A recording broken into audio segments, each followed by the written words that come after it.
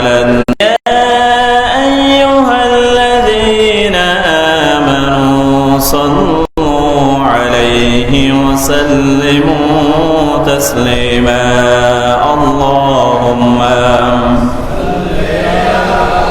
سيدنا مولانا محمد مولانا مدينة مدينة مومن کی گنگنا ہے دیدار مدینہ مومن کی تمنا ہے اللہم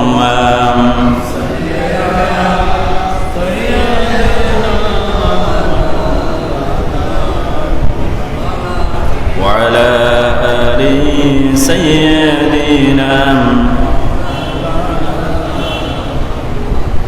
مدینہ کی ہوا سے جنتی بو آتی ہے کاکے باکے مدینہ سے نور جنت چمکتی ہے اللہم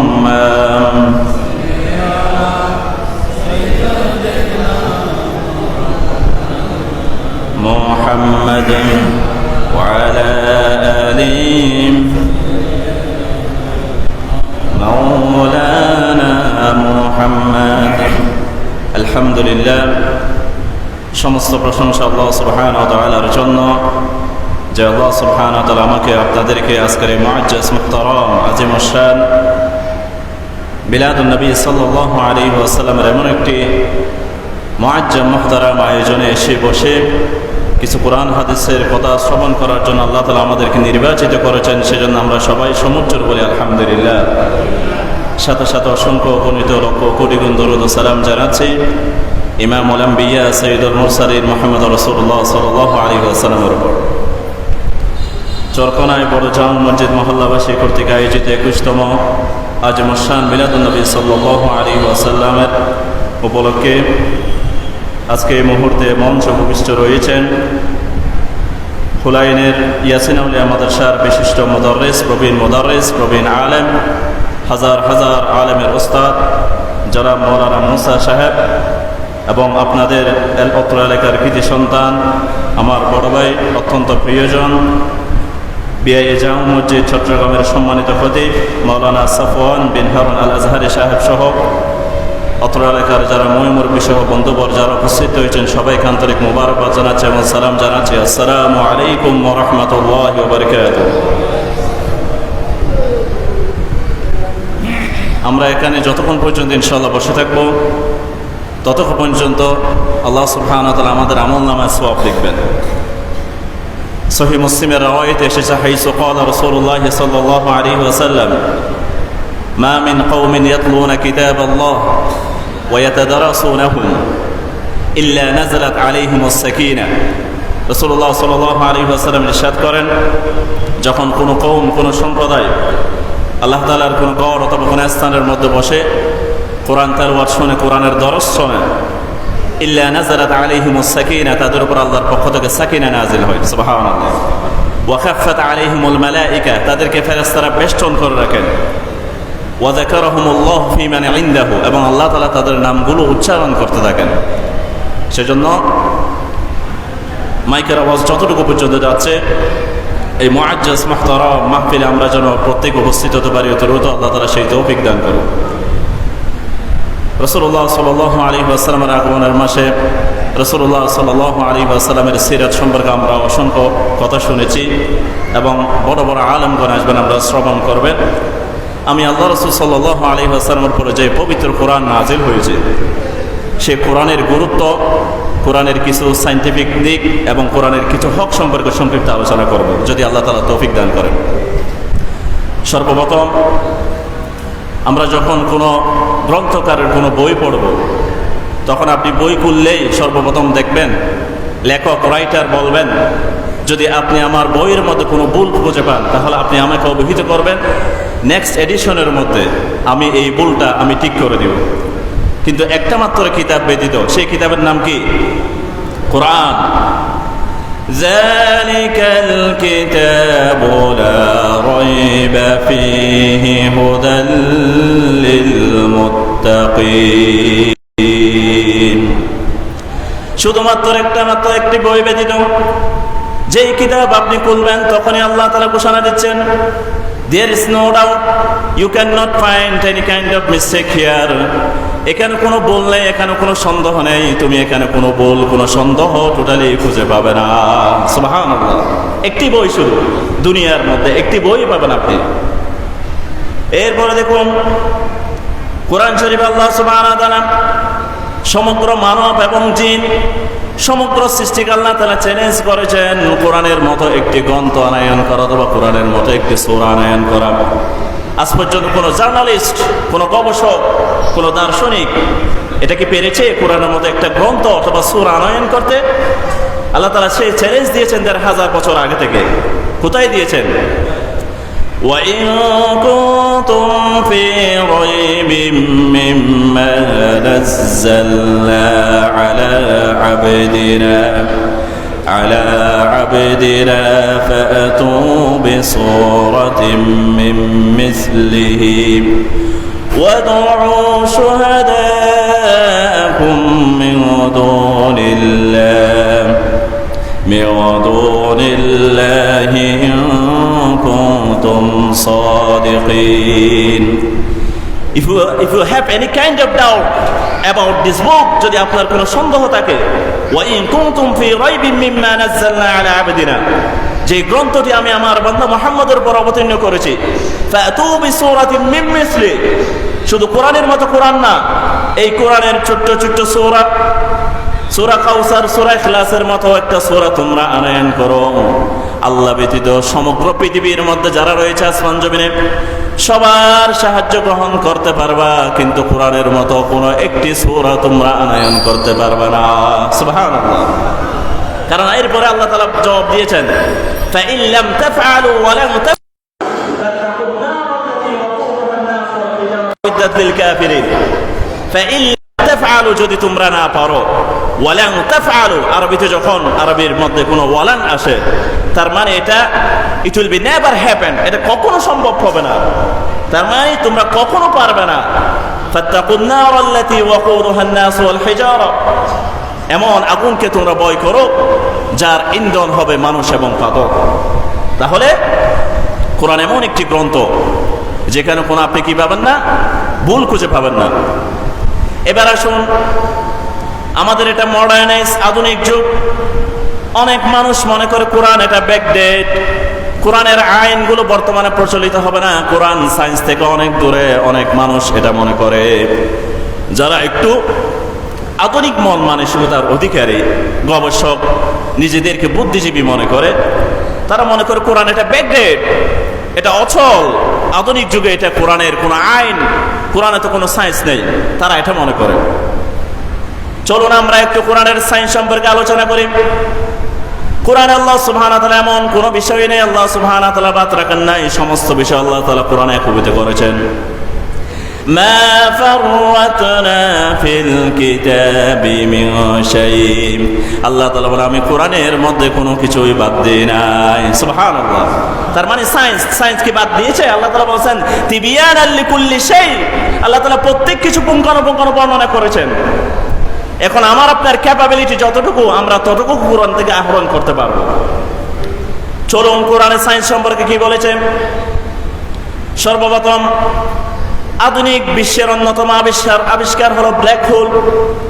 বিংশ শতাব্দীর অন্যতম শ্রেষ্ঠ আবিষ্কার, সে ব্ল্যাক হোলের কথা আল্লাহ তাআলা সূরা ওয়াকিয়ার মধ্যে বলতেছেন, فلا أقسم بمواقع النجوم وإنه لقسم لو تعلمون عظيم إنه لقرآن كريم فلا أقسم بمواقع النجوم, আমি ওই স্থানের শপথ করতেছি যেখানে ব্ল্যাক হোল, নক্ষত্রগুলো পতিত হয়ে যায়। আধুনিক বিংশ শতাব্দীর অন্যতম শ্রেষ্ঠ আবিষ্কার হলো ব্ল্যাক হোল। আল্লাহ তাআলা এখানে এই ব্ল্যাক হোলের কথাই বলতেছেন। সুবহানাল্লাহ। এরপর আসুন কোরআন আল্লাহ সুবহানাহু ওয়া তাআলা বিংশ শতাব্দীর সবচেয়ে শ্রেষ্ঠতম আবিষ্কার হলো, সায়েন্টিস্টরা বলেন, সেটা হলো বিগ ব্যাং থিওরি। এই ইউনিভার্স, এই পৃথিবী কিভাবে সৃষ্টি হয়েছে, মহাবিশ্ব কিভাবে সৃষ্টি হয়েছে, সমস্ত সায়েন্টিস্টরা একমত এটা হলো বিজ্ঞানের সবচেয়ে বড় আবিষ্কার। সেটাকে বলা হয় বিগ ব্যাং থিওরি। অর্থাৎ বিংশ শতাব্দীর আগ পর্যন্ত অনেক সায়েন্টিস্টরা মনে করত পৃথিবী এটা হলো চিরস্থায়ী, এটার কোনো শুরু নাই। কারণ এটা যদি শুরু থাকে তাহলে একজন সৃষ্টিকর্তার কথা মানতে হবে, কারণ একজন শুরু করেছেন। কিন্তু দেখেন, রাসূলুল্লাহ সাল্লাল্লাহু আলাইহি ওয়াসাল্লামের যুগের অনেক তখনকার সায়েন্টিস্ট মনে করত এই পৃথিবী, এই ইউনিভার্স এগুলো হলে চিরস্থায়ী, এগুলোর কোনো শুরু নাই। আল্লাহ তাআলা তাদের সমস্ত ভুল ধারণাগুলো ভেঙে দিয়ে কোরআন শরীফের মধ্যে বলেন, أَوَلَمْ يَرَوْا إِلَى الَّذِينَ كَفَرُوا أَنَّ السَّمَاوَاتِ وَالْأَرْضَ كَانَتَا رَتْقًا فَفَتَقْنَاهُمَا أَوَلَمْ يَرَوْا إِلَى الَّذِينَ كَفَرُوا Don't they see? যারা এথিস্ট রয়েছে, যারা অবিশ্বাসী রয়েছে, যারা নিজেদেরকে বড় বড় গবেষক মনে করে, তারা কি দেখে না? তারা একটু গবেষণা করে দেখে না? তারা কি একটু খেয়াল করে না? Don't they think? তারা কি একটু চিন্তা করে না? আন্নাস সামাওয়াতি ওয়াল আরদ, আকাশ এবং জমিন সবগুলো ওতপ্রোতভাবে জড়িত ছিল। ইমাম কুরতুবী রাহমাতুল্লাহি আলাইহি তাফসীরে জামিউল আহকামের মধ্যে বলেন, রাতাকান আত্তম, কোনো কিছুকে বিচ্ছিন্ন করে দেওয়া, ফাফাতাকনাহুমা, সবগুলো একত্রিত ছিল। বৈজ্ঞানিকের আবিষ্কার হলো, সায়েন্টিস্টরা বলতেছেন এই ইউনিভার্স, গ্রহ নক্ষত্র, গ্যালাক্সি, মাল্টিভার্স সবগুলো একটা পিণ্ডের মধ্যে ছিল। মহাবিস্ফোরণের মাধ্যমে এগুলো সৃষ্টি হয়েছে, দুনিয়া সৃষ্টি হয়েছে। সুবহানাল্লাহ। ১,৫০০ বছর আগে দেয়ার ওয়ার নো টেলিস্কোপ, সেখানে কোনো টেলিস্কোপ ছিল না। বিগ ব্যাং এর এই বিস্ফোরণ, মহাবিস্ফোরণ হয়েছে, এটা কি কেউ দেখেছে? কারণ তো তখন কোনো টেলিস্কোপ ছিল না। তাহলে এই কথাগুলো কার? আল্লাহ। দেখেন, আল্লাহ সুবহানাহু ওয়া তাআলা কোরআন শরীফে খুব পুঙ্খানুপুঙ্খানু বলে দিয়েছেন। তার মানে আমরা কোরআনে পেয়েছি বিংশ শতাব্দীর সবচেয়ে বড় আবিষ্কার সায়েন্সের বিগ ব্যাং থিওরি, সেটা আল্লাহ সুবহানাহু ওয়া তাআলা কোরআনের সূরা আম্বিয়ার মধ্যে বলে দিয়েছেন। এরপর আসুন এমব্রয়ডারি, যে ব্রণ তত্ত্ব। কোরআন শরীফে আল্লাহ সুবহানাহু ওয়া তাআলা মানুষের সৃষ্টি সম্পর্কে এমন কতগুলো ইনফরমেশন দিয়েছেন। কানাডার টরন্টো ইউনিভার্সিটির প্রফেসর ডক্টর কেইট মুর, তাকে যখন কোরআন হাদিসের বিভিন্ন থিওরিগুলো দেওয়া হলো, তখন ডক্টর কেইট মুর বলেন, এই থিওরিগুলো যদি আমার সামনে আজকে থেকে ৪০-৫০ বছর আগে যদি দেওয়া হতো, তাহলে আমার সম্ভব হতো না এই থিওরিগুলো সম্পর্কে জানা। কারণ তখনও তো মাইক্রোস্কোপ, কোনো আধুনিক যন্ত্র আবিষ্কার হয় নাই। অথচ কেইট মুর দেখেন এমব্রিওলজির থিওরিগুলো, ভ্রূণ তত্ত্বের থিওরিগুলো আমরা যে একটু মনোযোগ দিয়ে শ্রবণ করি, এগুলো খুবই গুরুত্বপূর্ণ। এগুলো খুবই আলোচনা কম হয় এই বিষয়গুলো, কারণ আমরা গবেষণা করি না, আমরা জানিও না, বুঝতেও চাই না। এগুলোই প্রয়োজন এখন। কোরআনের সায়েন্স সম্পর্কে আলোচনা, কোরআনের পলিটিক্স সম্পর্কে আলোচনা করা, কিন্তু আমরা তো শুধু কোরআন তেলাওয়াতই করি। কেইট মুরের সামনে যখন এমব্রিওলজির এই তত্ত্বগুলো দেওয়া হলো, তখন কেইট মুর বলতেছেন, যদি আমার সামনে যদি আজকে থেকে ৫০ বছর আগে যদি এই তত্ত্বগুলো দেওয়া হতো, তাহলে আমি অপারগ হতাম এগুলো আবিষ্কার করতে। কেইট মুর অবাক হয়ে গিয়েছেন। ১,৫০০ বছর আগে তখন কোনো মাইক্রোস্কোপ ছিল না, আধুনিক যন্ত্রপাতি ছিল না, মায়ের গর্ভাশয় এটা চেক করার জন্য। তাহলে এগুলো কে বলেছেন? সুবহানাল্লাহ। কি বলেছেন কোরআন শরীফে? দেখেন, আধুনিক সায়েন্সগণ একমত, সায়েন্টিস্টগণ, ভ্রূণের প্রাথমিক পর্যায়ে যেটা মায়ের অম্বের ভিতর, গর্ভাশয়ের ভিতর একটা যুগের মতো থাকে, সেই কথা আল্লাহ তাআলা কোরআন শরীফের মধ্যে কোথায় বলতেছেন? দেখেন, ইকরা বিসমি রাব্বিকাল্লাযী খলাক, খলাকাল ইনসানা মিন আলাক। Doctor Maurice Bucaille the Quran, the Bible and science যে গ্রন্থ রেখেছেন, তিনি ফেরাউনের নবী আবিষ্কার করে যিনি মুসলমান হয়ে গিয়েছিলেন, সেই মরিস বুখারী লেখেন, এখানে আলাক শব্দের অর্থ যুগের মতো ঝুলে থাকা। সুবহানাল্লাহ। আচ্ছা, ১,৫০০ বছর আগে কোনো মাইক্রোস্কোপ ছিল মায়ের গর্ভাশয়ের মধ্যে এভাবে দেখার জন্য? তাহলে যুগের মতো যে ভ্রূণের প্রাথমিক স্তর যুগের মতো ঝুলে থাকে, এটা কে বলেছেন? আল্লাহ। আরো অবাক করা বিষয় দেখেন, একটু মনোযোগ দিয়ে শ্রবণ করি। ১,৫০০ বছর আগে কোনো আধুনিক যন্ত্র আবিষ্কার হয় নাই। আল্লাহ তাআলা কোরআন শরীফে ভ্রূণ তত্ত্ব দিচ্ছেন, ভ্রূণের সম্পর্কে ইনফরমেশন দিচ্ছেন। আল্লাহ তাআলা যখন এই কথা বলেন ভ্রূণের সম্পর্কে, ওয়াজআলা লাকুমুস সামআ ওয়াল আবসারা, আল্লাহ তাআলা সব সময় বলেন আমি তোমাকে শ্রবণ শক্তি দিয়েছি, এরপরে দৃষ্টি শক্তি দিয়েছি। সুবহানাল্লাহ। সায়েন্টিস্টরা দেখেন ভ্রূণ প্রথম ২৪ সপ্তাহে শ্রবণ শক্তি লাভ করেন। এখন আধুনিক যন্ত্র আবিষ্কারের মাধ্যমে দেখেন একটা ভ্রূণ প্রথম ২৪ সপ্তাহে কি শক্তি লাভ করেন? শ্রবণ শক্তি। ২৮ সপ্তাহ পরে তার চোখের রেটিনার মধ্যে, অক্ষপটের মধ্যে সে আস্তে আস্তে আলো দেখতে শুরু করে। সুবহানাল্লাহ। তার মানে প্রথমে শ্রবণ শক্তি লাভ করে ভ্রূণ, এরপরে দৃষ্টি শক্তি লাভ করে।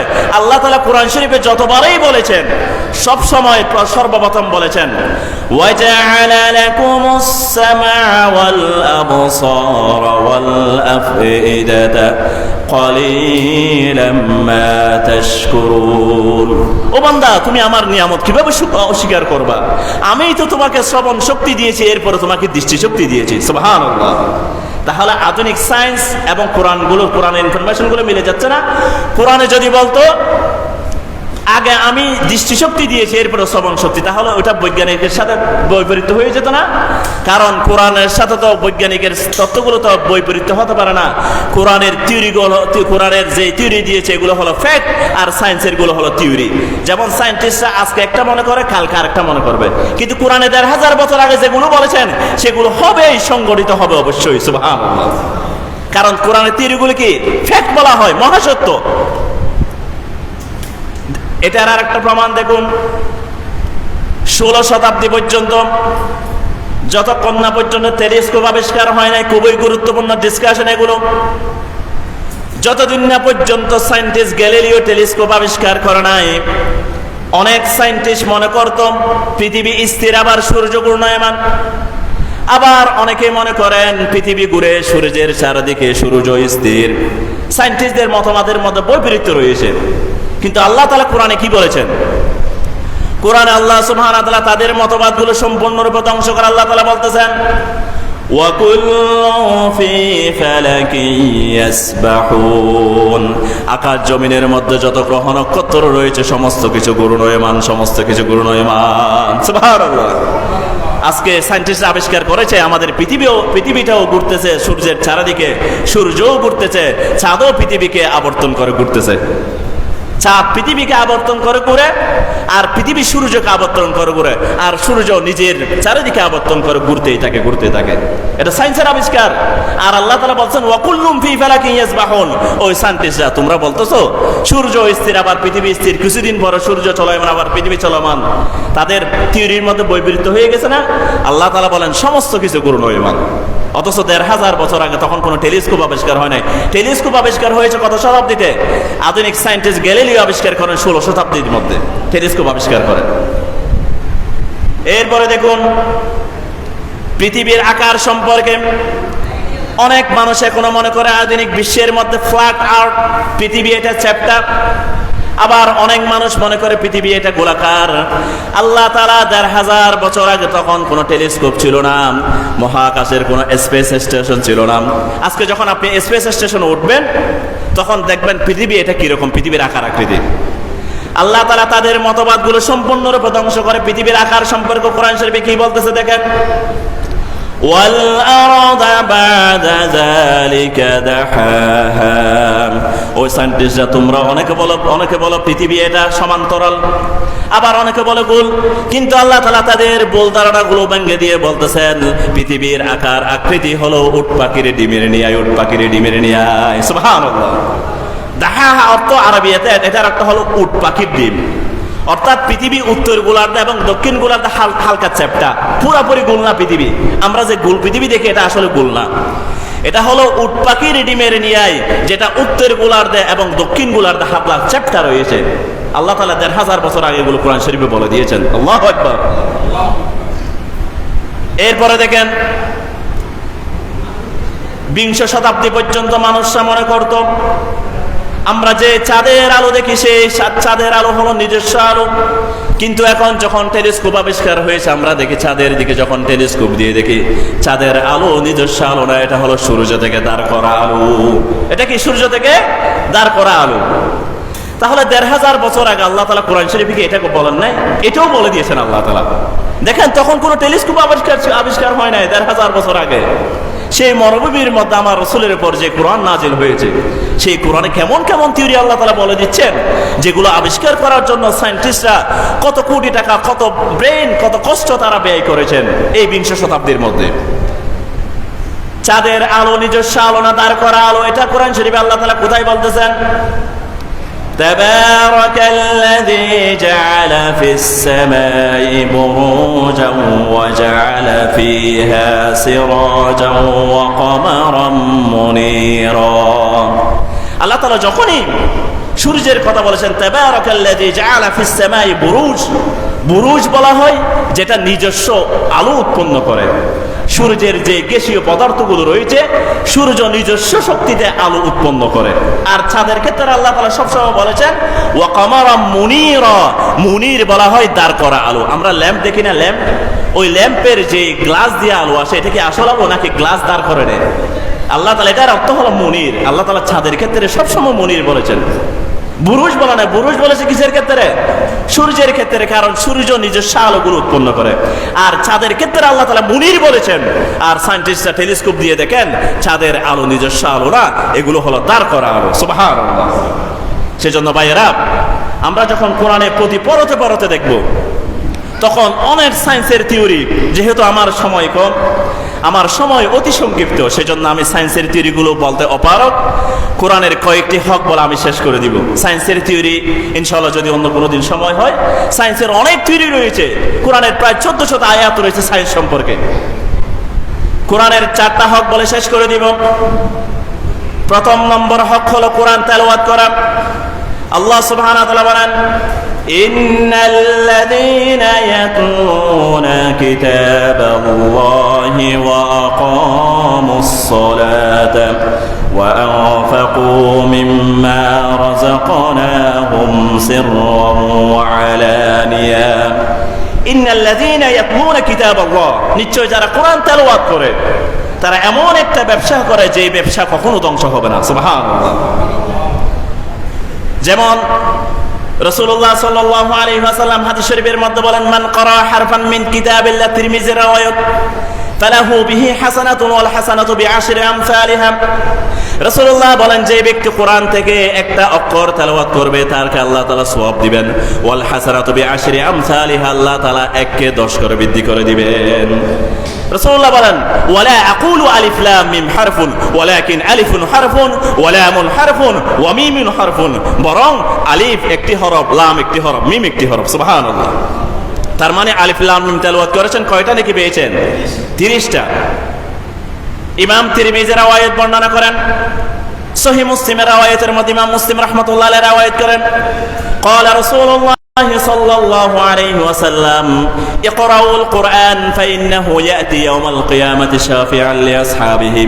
রাসূলুল্লাহ বলেন, তোমরা বেশি বেশি কোরআন তেলাওয়াত করো, কোরআন কিয়ামতের ময়দানে তার পাঠকারীর পক্ষে সুপারিশ করবে, সুপারিশ করবে।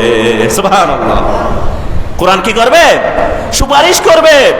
কিভাবে? আউযুল্লাতান আও গামামাতান, যেভাবে মেঘমালা ছায়া প্রদান করে।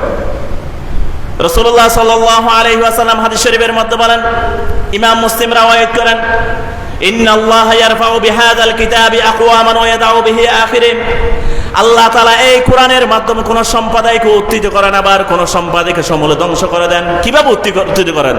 আমরা যদি কোরআনের শিক্ষাগুলো ধারণ করি, তাহলে আল্লাহ সুবহানাহু ওয়া তাআলা ওয়াদা দিয়েছেন আমাদেরকে উত্থিত করবেন। দেখেন, তৎকালীন কোরআন নাযিল হওয়ার পর ওমর রাদিয়াল্লাহু তাআলা সময় রোম এবং পারস্য দুটো সুপার পাওয়ার ছিল। আজকে যেভাবে সোভিয়েত ইউনিয়ন, রাশিয়া এবং আমেরিকা যেভাবে দুটো সুপার পাওয়ার, রোম এবং পারস্য ওমর রাদিয়াল্লাহু তাআলার সময় আল্লাহ তাআলা মুসলমানদের অধীনে করে দিয়েছেন। সুবহানাল্লাহ।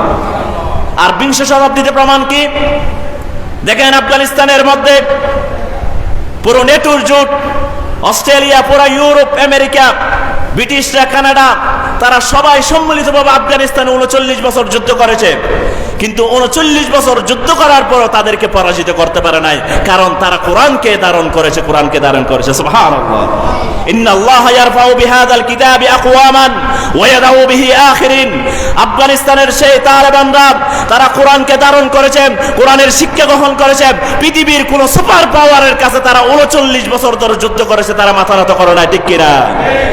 সেজন্য আল্লাহ তাআলা আধুনিক বিশ্বের মধ্যে প্রমাণ দিয়েছেন। এই তো গত কয়েকদিন আগে আমেরিকান গিয়ে আমরা কোনো একটি যদি আইন করতে চাই ইসলামের পক্ষে, কোরআনের পক্ষে বলবো, আমেরিকা কি ভাববে, দাদা বাবুরা কি ভাববে? আমেরিকা তাদের কাছে গিয়ে বলতেছেন, আমেরিকান সম্প্রদায়, আমেরিকার প্রেসিডেন্ট তালেবানদের আইনকে সম্মান করে। সুবহানাল্লাহ। তারা, কারণ তারা কোরআনকে ধারণ করেছে।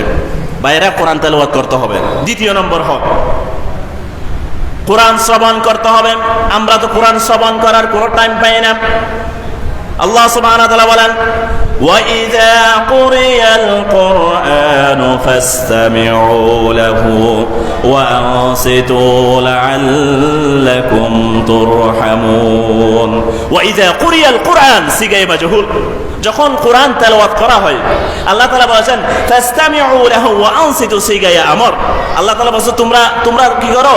চুপ থাকো এবং শ্রবণ করো, লাআল্লাকুম তুরহামুন, যাতে তোমাদের উপর রহমত বর্ষিত হয়। সুবহানাল্লাহ। তাহলে প্রথম হক কি? কোরআন তেলাওয়াত করা। দ্বিতীয় হক কি? We have to read the Quran, we have to listen the Quran. আমাদেরকে কোরআন তেলাওয়াত করতে হবে, আমাদেরকে কোরআন শ্রবণ করতে হবে। কিভাবে দেখেন, وَإِذَا تُلِيَتْ عَلَيْهِمْ آيَاتُهُ زَادَتْهُمْ إِيمَانًا وَعَلَى رَبِّهِمْ يَتَوَكَّلُونَ। যখন রহমানের বান্দাদের সামনে কোরআন তেলাওয়াত করা হয়, তখন তাদের ঈমানটা অটোমেটিক ভাবে বৃদ্ধি পেয়ে যায়। সুবহানাল্লাহ। রাসূলুল্লাহ সাল্লাল্লাহু আলাইহি ওয়াসাল্লাম নিজেই কোরআন শ্রবণ করতেন। উবাই ইবনে কাব বলেন, ইকরা আলাইয়াল কুরআন ইয়া উবাই ইবনে কাব, সহিহ মুসলিমের রাওয়ায়াত। তখন উবাই ইবনে কাব বলেন, ইয়া রাসূলুল্লাহ, আমি কি আপনার সামনে কোরআন তেলাওয়াত করব, অথচ কোরআন আপনার উপর নাযিল হয়েছে? রাসূলুল্লাহ সাল্লাল্লাহু আলাইহি ওয়াসাল্লাম তখন হাদিস শরীফের মধ্যে বলেন, দেখেন, ইন্নী উহিব্বু আন আসমাউহু মিন গায়রি, আমি অপরের কাছ থেকে কোরআন শ্রবণ করতে বেশি ভালোবাসি। সুবহানাল্লাহ। এবং রাসূল সাল্লাল্লাহু আলাইহি ওয়াসাল্লাম বলেন, ও উবাই ইবনে কাব, আল্লাহ তাআলা স্বয়ং আমাকে নির্দেশ দিয়েছেন তোমার নাম ধরে তুমি যেন আমাকে কোরআন পাঠ করে শ্রবণ করাও। সুবহানাল্লাহ।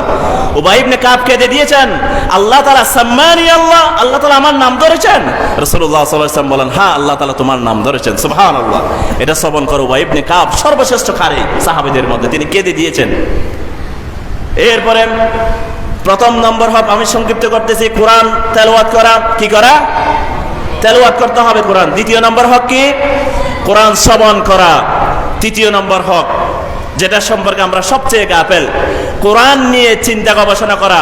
কন্টেমপ্লেশন about the Quran, thinking about the Quran. We have no time to contemplation about the Quran. আমাদের তো কোনো টাইম নেই কোরআন নিয়ে চিন্তা গবেষণা করার জন্য। We are just destroying our time on social media, on WhatsApp, on Facebook, on YouTube. আমরা আমাদের টাইমগুলো ফেসবুকের মধ্যে ধ্বংস করে ফেলতেছি। We watch all time reels video, also a lots of notification on our Facebook.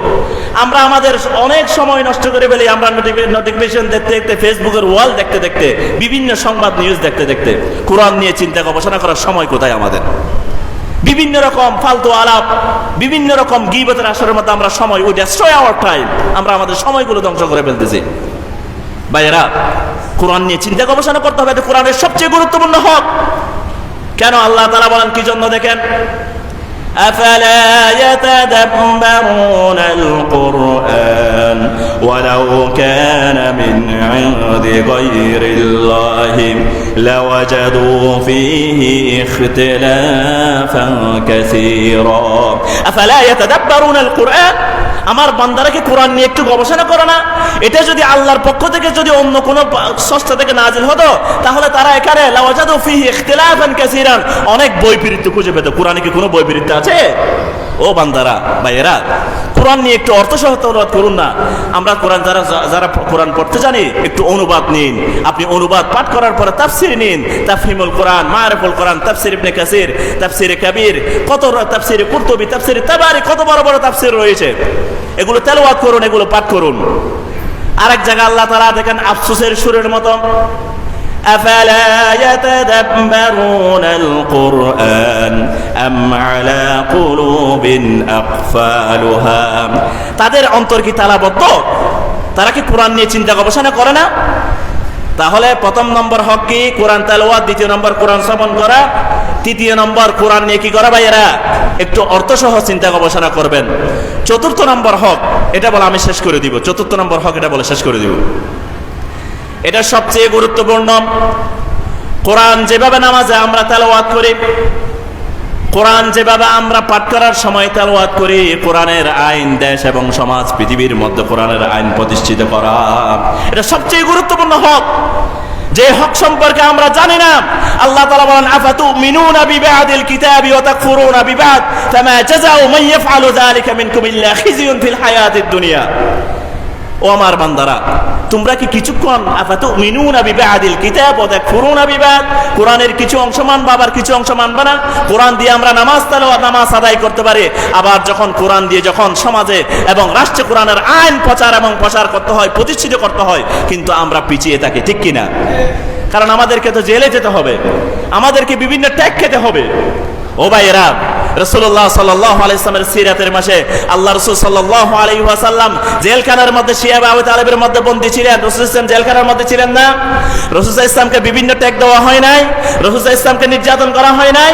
তাহলে আপনি যদি কোরআনের আইন প্রতিষ্ঠিত করতে চান, কোরআনের আইন যে আন্দোলনে প্রতিষ্ঠিত করা হয়, সেই আন্দোলনে যদি আপনি জড়িত হন, তাহলে আপনার উপরেও নির্যাতন আসবে, ঠিক কিনা?